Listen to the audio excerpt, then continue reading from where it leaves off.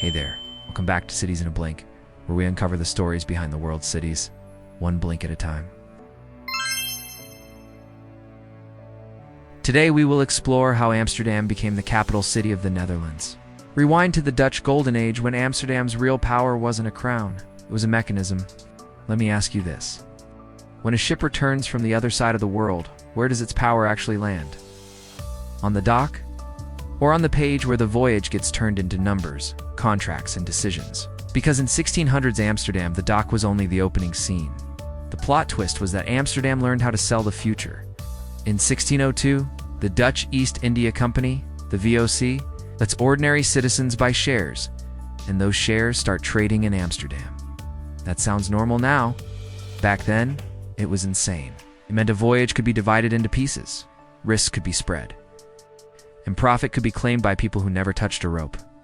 And Amsterdam didn't leave this to chance or gossip on the street. In 1611, the city completes a dedicated exchange building where trading could actually happen in a structured way. In other words, trust got an address. So here's the real question. What happens when the world starts trusting your city to turn uncertainty into certainty? You stop being a rich port. You become a rule-making machine. Amsterdam becomes the place where money moves faster than ships, where information is currency, and where enforcement matters as much as ambition. The city's influence isn't just economic, it's become psychological. If it's priced in Amsterdam, it feels real. But then comes the political problem. Should the city that runs the economy also run the state? Because the Netherlands already had another city doing the slow work of power. By the late 1500s, The Hague is functioning as the permanent seat of the States General and the machinery of governance. Quiet buildings, administrative routines, diplomatic gravity. Now, fast forward to the early 1800s when Europe is being rearranged by Napoleon. Here's the key moment a lot of people miss. In 1808, King Louis Bonaparte turns Amsterdam's Grand City Hall on Dam Square into a royal palace, and Amsterdam becomes the capital of his Kingdom of Holland. That building you can visit today as the Royal Palace started as a statement of merchant city power. It's begun in 1648 and completed in 1665. So Amsterdam doesn't just feel like a capital. For a moment it gets used like one, then Napoleon falls, and the Kingdom of the Netherlands forms in 1814.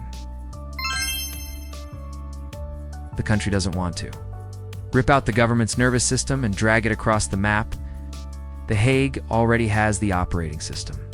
But the country also can't deny what Amsterdam represents: national wealth, global reach, and a golden age legacy that shaped Dutch identity. So the Netherlands makes a deal that still shapes it today. Amsterdam becomes the constitutional capital, the symbolic capital. The Hague remains the seat of government, where parliament, ministries, and day-to-day rules stay put. The Constitution makes that symbolism concrete.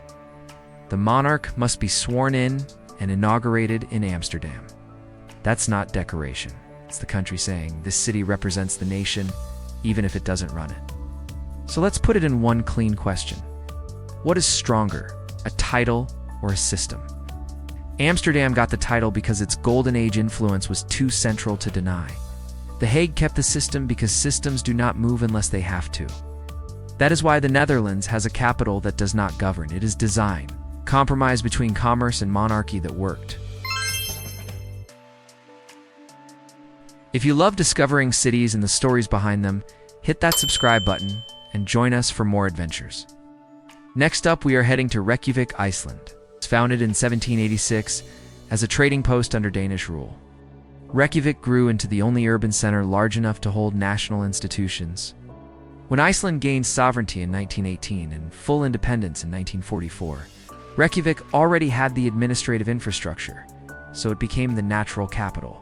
Thanks for watching Cities in a Blink, where stories of cities come alive, one blink at a time.